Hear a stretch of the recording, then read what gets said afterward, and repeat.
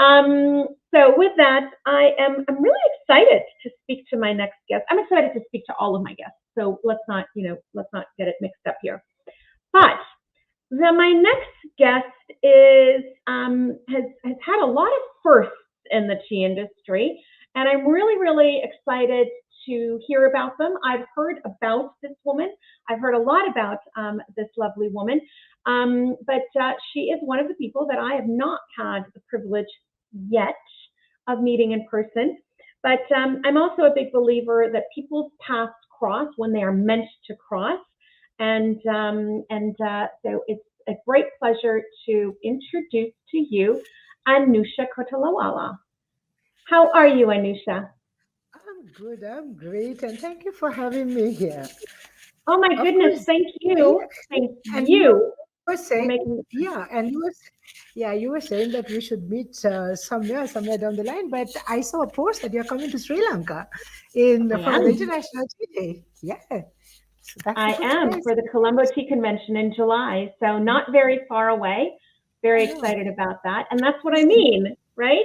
You and I were meant to meet now because I'm coming to Sri Lanka. So I'm a big believer that the universe works the way that it's meant to work. yes, But sure. Anusha, I couldn't possibly, the only thing that I will say is, Anusha is with Unilever Sri Lanka, and but your tea career, your career in tea is quite extraordinary. You've been 34 years in the industry, is that right? Well, yeah, so I was just doing the numbers with my, for this program, of course, for the summit, you were asking at the profile of me, and then I was just doing the numbers with my daughter. And I realized, oh, 34 years. Yeah, I know. Hello, I know that I might be over 20, but 34, almost 35 years. 34 years, which means you started in the womb. That's a so Yes, thank you. That's a thank yes, you. you fabulous woman. So 34 years, but that. I mean, that in itself is a great achievement. But that's not it, because Anusha has worked as a tea broker, she's worked as a Yes. taster, as a grader, as an auctioneer, and I'm going to get to that in just a second, as a buyer, and now in value added instant tea. You were head of the cataloging department for 10 years for Forbes and Walker's Tea Brokers. But what I want you to tell people about is, your big achievements, and not that those weren't big achievements, but your first. So in 2008, you were, go on. Okay, it's 2008. I got this opportunity of selling at the auction. So unlike now you have the e-auction. So those days we were having physical auction where we have to go to the auction center and sell your catalog in front of the buyers. It's physical live auction. So there I got this opportunity after joining with this third broking company to sell this prestigious. I always put this name prestigious Estate catalog. Why I say prestigious Estate catalog is that's the catalog that you sell the best quality tea. So much so, Shabnam, those tea doesn't even come to Colombo. It's just leaving, keeping at the estate, and after selling, you are just giving the delivery instruction to the factory to deliver it direct to the buyer. So you are just protecting the quality of that tea so much.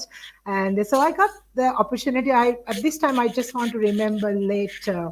Mr. Jahan Algama, who used to come and tell me, "Here, lady, do you know that she was the first female to sell this kettle?" I was like, "Yeah," and then of course at the same time, Shabnam, I had to say, "Yeah, the catalog that I sold was not a big one. Okay, sometimes there were times that I had to get into the rostrum with about 4 5 lots, but the energy, the stamina, the knowledge or the expertise that you're bringing at the rostrum is same as somebody who's selling 2000, 200, 300 lots. So it's the same thing, and then Yeah. I happen to be that. Yeah, yes. So, you know, you were the first female tea auctioneer. Um, well, I was not the first female tea auctioneer per se Oh, because I saw because there were many on the other catalogs. There was small, right. high, and medium. There was one. There Yes. was supplementary, the small catalogs, there were many, but this Yes, particular catalog, which is the prestigious X Estate catalog, which you are gotcha. selling the high quality tea. The high quality. And so, I want women, I really do, and a lot of my guests are going to embrace, and I love that. One of the things that I find that we do as women is, we've achieved something and we'll kind of talk about it. Not really. We need other people to bring it up. We won't bring it up ourselves most of the time. And then when it is brought up, we always put in little caveats as, well, it wasn't a big catalog, right? I mean, we tend to put in things to minimize what we did when we shouldn't, right? What you did was phenomenal. And you didn't stop there because Anusha is the first female factory head. Yes. And So, you managed, yeah, yes. So after that broking company, I think I joined this Unilever in 2012. I joined Levers, and also again with tea. So I told you, like my entire 34 years or 35 years is the entirely on tea. So I yeah, joined as a tea expert to Unilever, and then only I got this break at the Unilever. At that time, even now, they're very particular. They just break. The stereotype roles, and they wanted to bring this woman. They would have seen this woman will do little wonders, being the first female in Sri Lanka to take over this role, because once you take over a factory, it is very different, because you have to manage your blue collars, and it's more or less more managerial, and of course the engineering background into it. And so yeah, I got that opportunity. I would say yeah, it's an opportunity also, because you can, you showed your passion. And at that time, people, Unilever would have thought of, this woman will do something, and made me the first female to take over the role. That's about 6 years back, and I'm still here. That's the biggest. I can't believe that I'm still here. I'm still doing the same role. you most certainly are still here. So, tell me, Anusha, for somebody who's been in the industry for the length of time that you have, this industry's changed a lot. Tell me how has it changed over the years? What's been your experience and how you've seen it change over the years? Yes. So something what I have really seen is with in the Sri Lankan tea industry, we are very happy, and we always talk about our legacy, our heritage of 150, 160 years and things like that. But now I see there's a huge movement towards the globally evolved, the sustainability, regenerative Yeah, agriculture. So that is the buzzword in the world, and which Sri Lanka also going yeah, towards it. And also the deforestation free supply to things like that. And also me being working in this instant tea plant, and I can see how Lipton iced tea has evolved so much. And then I think the earlier girl, Teha, right, and she was just telling by how optimistic she is about, and the young generation will go into different kind of tea. So good old days, it's only hot tea, old the yes, picture that comes to your head is you sit in your couch and you are just pouring your cup of tea and you are just sipping it. And, wow, that kind of it. But not anymore. That if you take some of the brands that is in the market, with fizzy drinks to even in my company, Lipton iced tea, you can see, wow, that's very trendy, very, yeah, young girls are going into it. So you can see how much the product also had got evolved, and even the processes also you can see. And I heard that lady was saying about how you have gone from hand plucking to mechanical yeah, plucking and things like that. You can see all that. So there's quite a lot which is just evolving with yeah, the requirement of the global, and also with the consumer, because this men, Gen Zs are very different. My daughter doesn't drink tea, but she loves her iced tea. So yeah, so you can see how, and now it's tea is there. So here you are. Either you drink hot or you drink cold. Here is the product for you.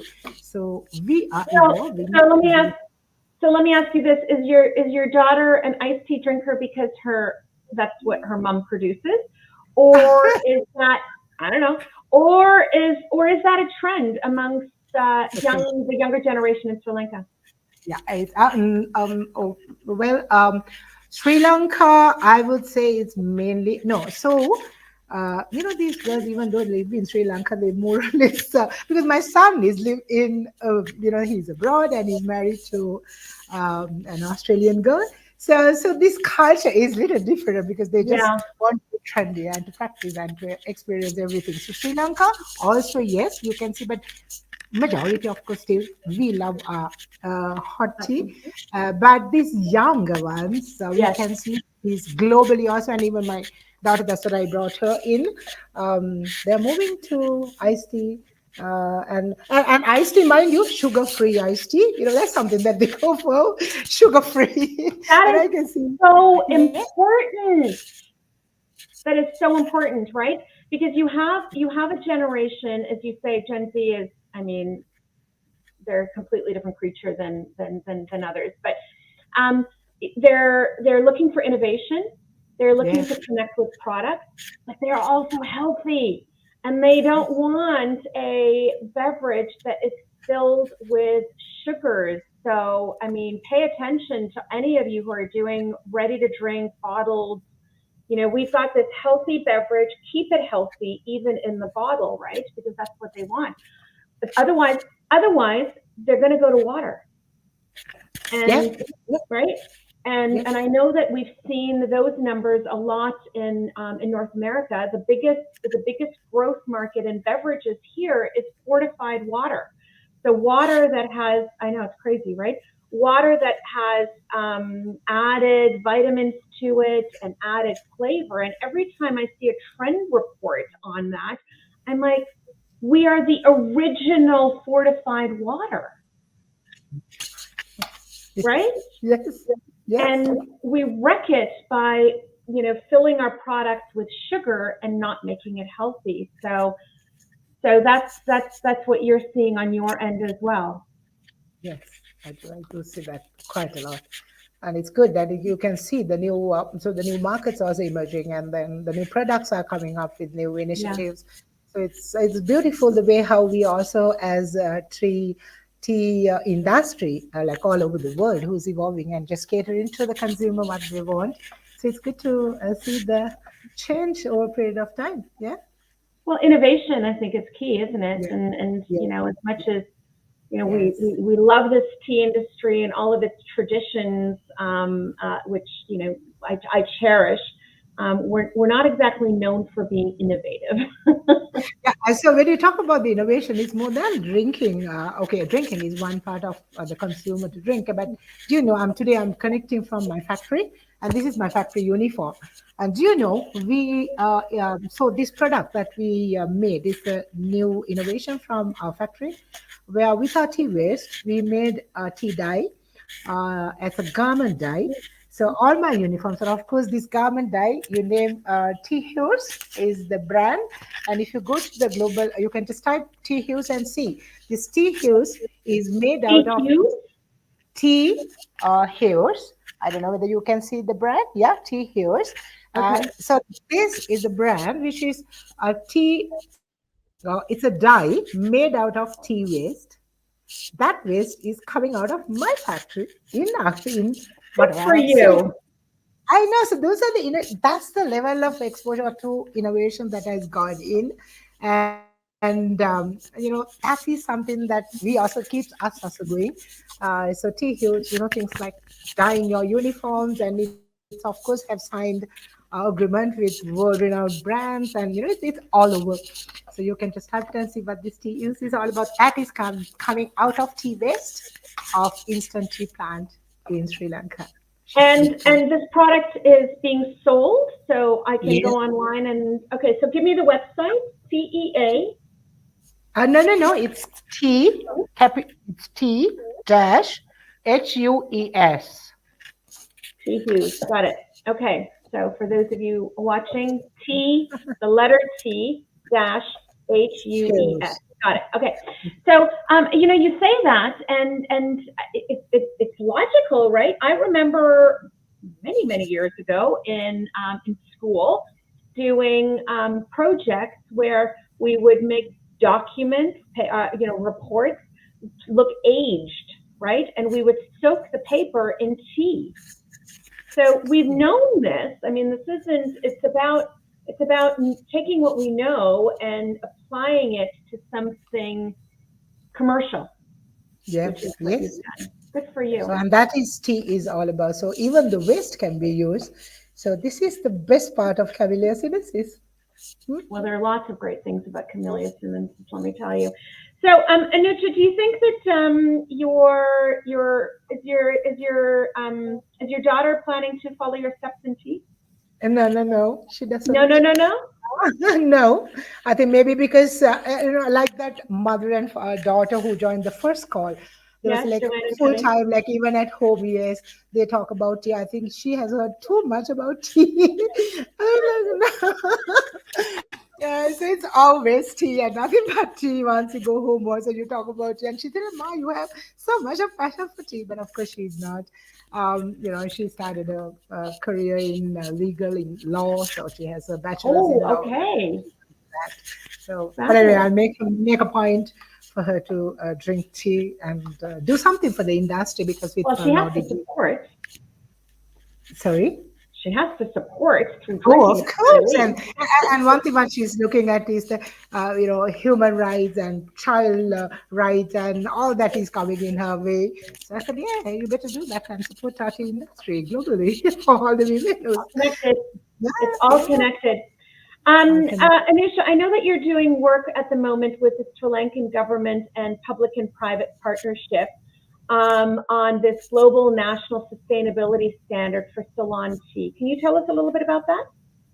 So this is something. This is what again I was saying about being Yeah. optimistic about the tea and the industry and Sri Lanka. So this is something that you will hear a lot at the convention. So this is something what we did was Unilever or even Lipton iced tea. They also wanted this sustainable sourcing, regenerative agriculture, the initiatives of all our purchasers. So this is where we signed the private-public partnership with the ministry, just to make the entire Sri Lankan tea to have our own standard, which is globally accepted own standard, to go to the world and to say here we have our own standard, and this is what globally you want, and this is our own, and it's within us, and it's here.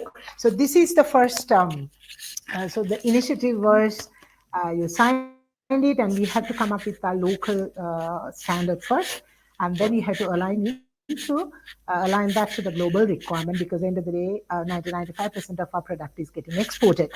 So we have Yeah. to get into the global requirement, and then Lipton, even Pepsi, is also eagerly waiting to see how this is going to come up. And I'm excited to see the first factory getting certified with this new standard of global renowned, Sri Lankan standard, which is accepted globally. Can you tell So us this when is that's going to be? Is that imminent? Are you close to that? it's too early to tell you. Let it come with a bang I and was say, hoping hey, to get now a we are scoop. ready.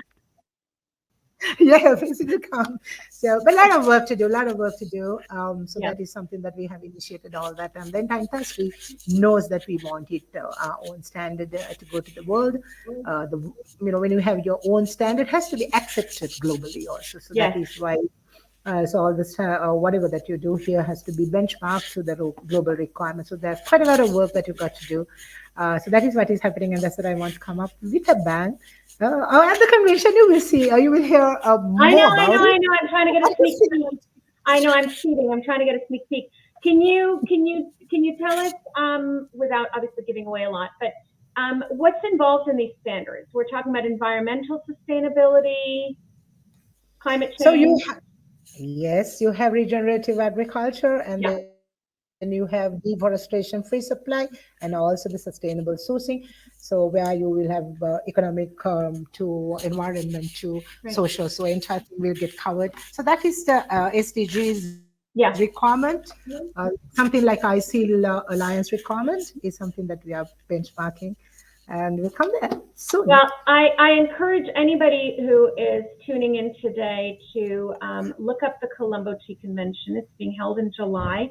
and you've got some, a great, great, great schedule and agenda set up, and all of these things are going to be discussed, and this, this national standard that Sri Lanka is building for itself, I think is really unprecedented, right? I mean, I don't know, I can't think of, I'm sure somebody will correct me if I'm wrong, but I don't know of any other nation that is doing what you're doing in establishing national standards for themselves. So I think that, a lot of the things that Sri Lanka does in these areas is very proactive.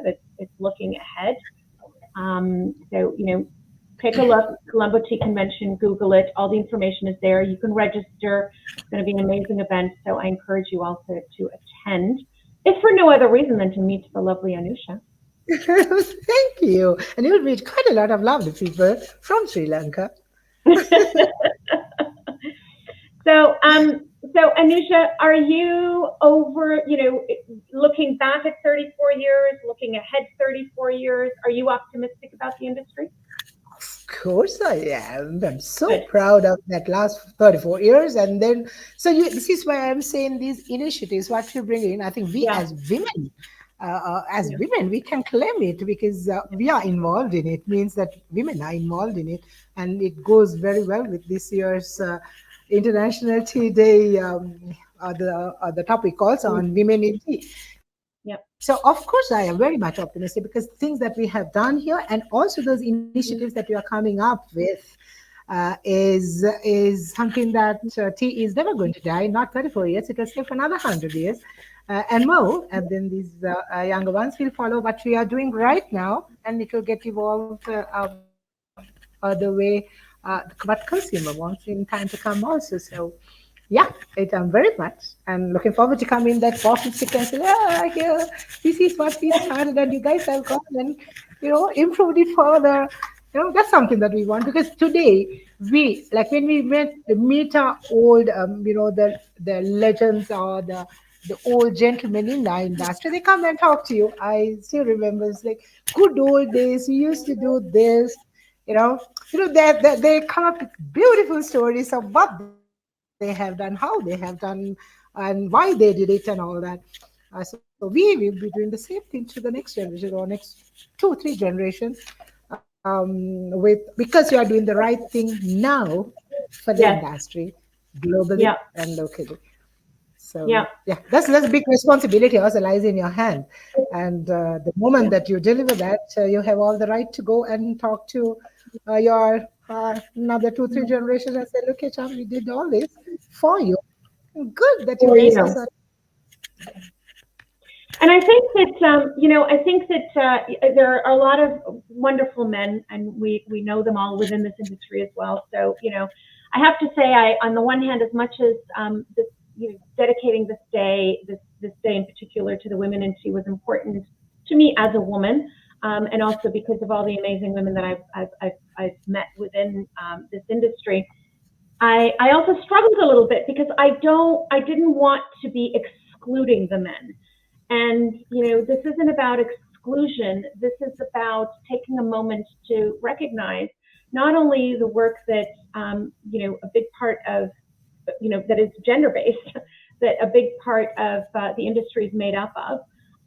And unfortunately, Anusha, you've been very fortunate through your hard work, but also through being surrounded by people that recognized and uplifted you, because there are a lot of women in this industry that work in this industry that aren't working at the level that you're working at, right? There are a lot of women in the tea industry that are pluckers and work in factories and not in management positions and not in the positions that you've been in. But I think that the more we get women like you in the positions that you're in, the more we start to uplift others. And what I really hope everybody takes away, men and women listening today, is that, if you're not going to do it because it's the right thing to do it because it just makes good business sense. It makes good business sense. Believe me when I tell you this, right? So, talking about sustainability and climate change, just for example, Women are hardest hit by climate change. Most people don't know this. Women are the caretakers in all over the world, and as caretakers, for example, they are now faced with having to physically travel even further to get water than they did before. 4 out of 5 people in the world that are displaced by climate change are women. Yeah. And making these differences uplift, and it's not only the right thing to do, it just makes good business sense. And Yeah. I think that that's an important message for everybody to sort of process sometimes as well. It's not about women beating on about women. It's Yeah. yeah. Yeah, exactly. Yeah, you're absolutely right. And that's what we do. I think you do the same thing there. And we also, like me as a woman, also trying to do that, the responsibility to look after or uplift another woman by doing all these initiatives. Because to talk about all the good old stories, there's quite a lot of people, but then you hardly find people who wants to go break that barrier and then to go think, come up and to think out of the box and things like that, which we can do if we want. I always believe if there's a will, there's always a way.